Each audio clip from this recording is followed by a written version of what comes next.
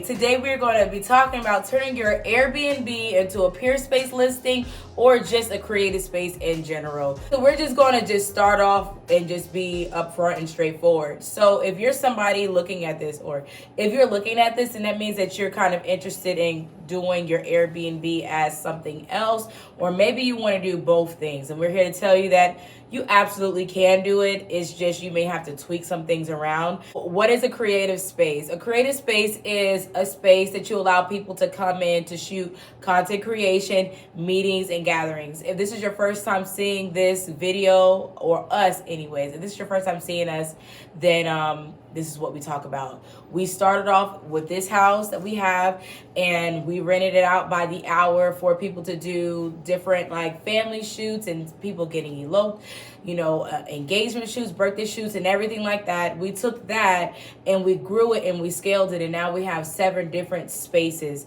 You can just take a look at our other videos to kind of catch up on everything, but pretty much it's a creative space is still kind of in the same water as Airbnb, just different boats. Airbnb, people pay by the day. Creative spaces is something that you'll pay by the hour. We use different platforms like Peerspace, Google, Instagram, TikTok, Facebook, all the social networks and platforms in order to create awareness and in order for us to drive bookings to our space. Now, Peerspace is a platform that we use a lot of the times. Like, we will have the platforms and we'll create a funnel to go straight to our Peerspace listing so people can book. But a lot of times we use Honeybook and different things outside of Peerspace. Google. I already said Google. You said Google. I did, but did not. Okay. Creating a creative space, or you have an Airbnb and you want it to be something that you rent by the hour instead of by the day, you have to kind of do a little bit more work on like, okay, is this space something that's going to be attractive to people? Like, do I need to switch up the design a little bit? Sometimes some people can just leave their space as is, and it's something that can reach people that are more like lifestyle type of bookings, or they need something that feels very homey. But even with that, you still need to make changes, or you might still need to make changes, I should say. Yeah, because Airbnb, because you're set up for someone to stay the night. Yeah.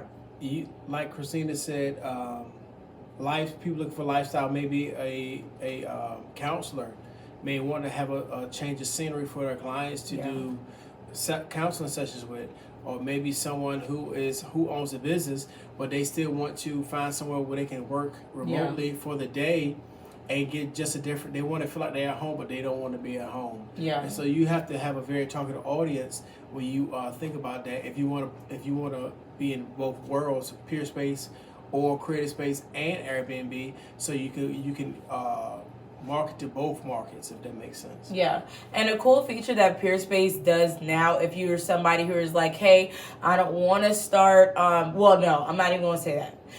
A great thing about if you decide to put your space on Peerspace, they do have the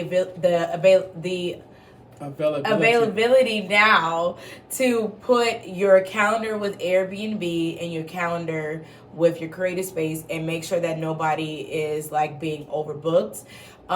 There's so many different ways of how you can make this work. So again, our stuff, how we do is we use a lot of Instagram, TikTok, word of mouth, and Google listings. You want to create all of these things, use the right keywords and use the right hashtags in order to drive the people. This is something that in our area really wasn't really known. We did it I'm not gonna say right after the pandemic, but like we started when things were like kind of like, it was a pandemic, but it was kind of like dying down when everything was kind of like opening back up. And people started to get a little bit less nervous, started to venture out a little bit more, but they wanted to venture out, but they still wanted to be isolated. Yeah, and we were actually able to power this by the stimulus checks that we got. This is something that we haven't even shared at all. It's so funny because we have we're doing this crash course thing, and as I'm talking to, I can't say thing, but this crash course where we meet up every Tuesday for this whole month of May, and we dive in more and we share with people of how we were able to start scaling the business and then just starting the community and helping them out in their spaces and their ventures and answering their questions. But anyways, it's so funny because I did not realize how much stuff that I did not share yet. So some things just may come on out like that. Like we powered this whole thing was off of those little $600, $700 a week stimulus checks. And the crazy thing is I was not trying to, or we were not trying to. We weren't trying to make it into a business. We just wanted to renovate our house. And it turned into like this thing where friends was like, hey, can we use your living room for a podcast? And we were like, what? Use my living room? I was like, yeah, can we use it? I was like, well, sure. Then we put it on my social media. We were like, hey, if anybody else wants to use our living room for whatever, you can. And then someone told me about Peerspace. And then that's how all of this started. So that was kind of like a side note, but just kind of give you guys like a backstory with things. But back to the Airbnb and creating the Peerspace from the Airbnb, you know what I'm talking about. Back to that part. We've hearing like a lot of people, different states or whatever, they got their different rules and regulations now. And this is a great alternative for people to start jumping into because people have already started using Airbnb for what there's already a platform in the industry already for it, but Airbnb is so common. So that's the only place that people already know. So I know sometimes people may be like, well, this is a different idea. How do I know that it works?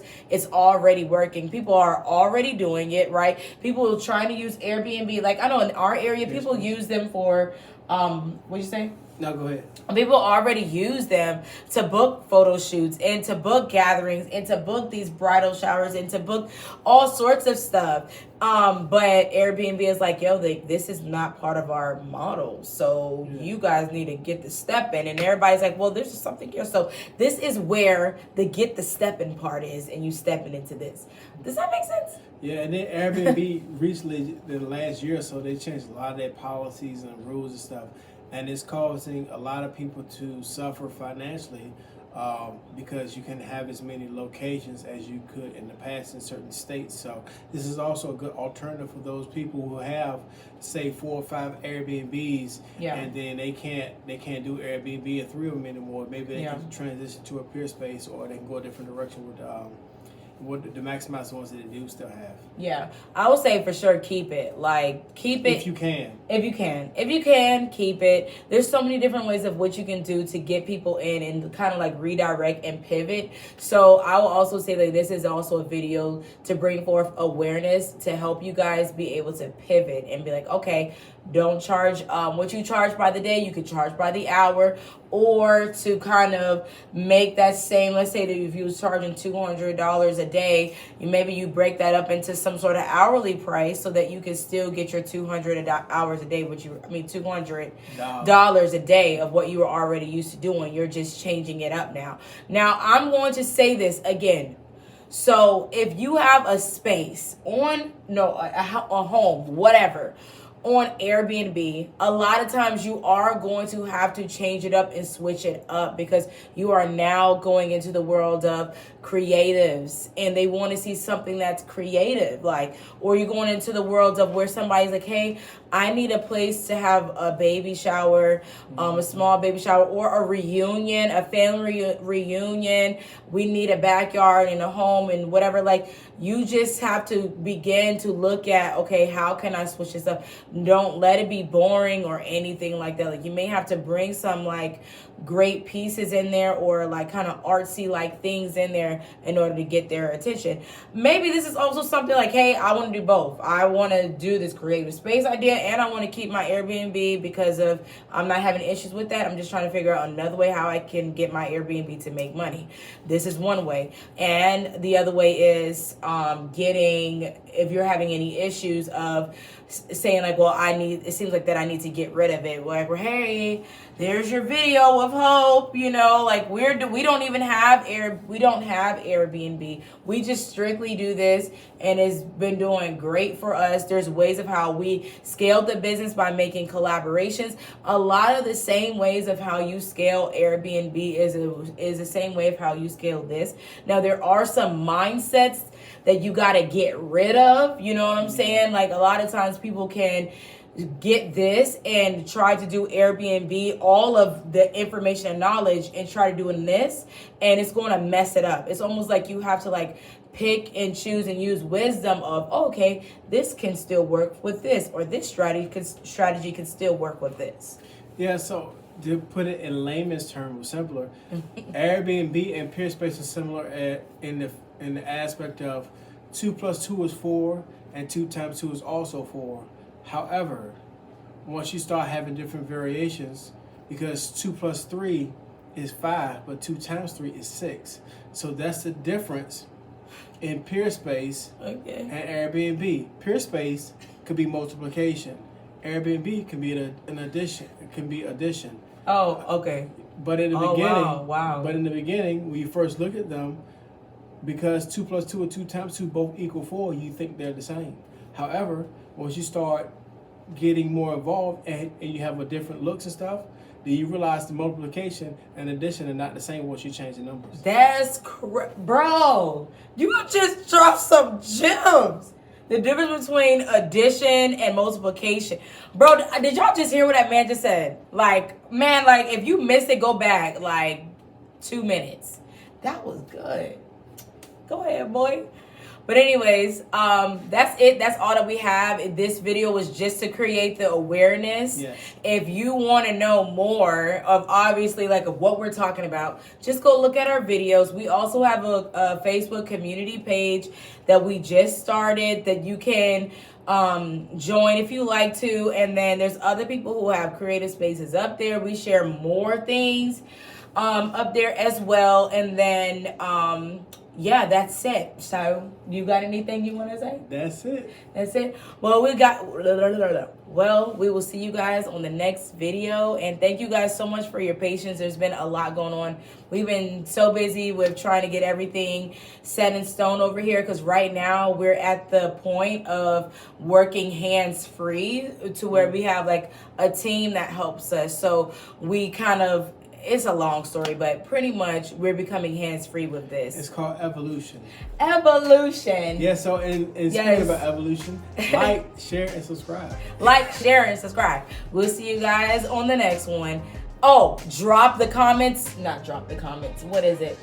Drop your questions down below and we'll try to answer them as soon as possible. Alrighty. We'll see you guys later. Bye.